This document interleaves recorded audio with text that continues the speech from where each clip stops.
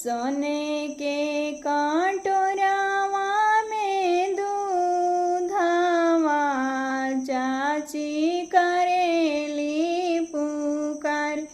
पीला कवन दुल्हा दूधावा तब जइह ससुरार।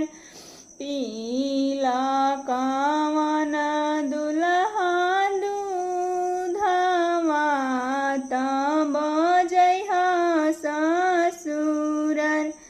सासु के लाइबो चुंदरिया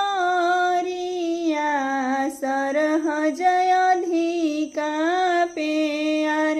सासु के लाइबो चुंदरिया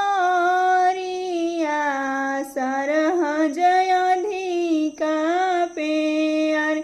सुभावाला लाइबो सिंधोरवा तब जइबो ससुरार।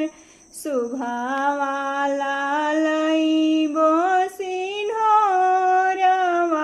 तब जइबो ससुरार। सोने के कटोरावा में दूधावा भाभी करेली पुकार।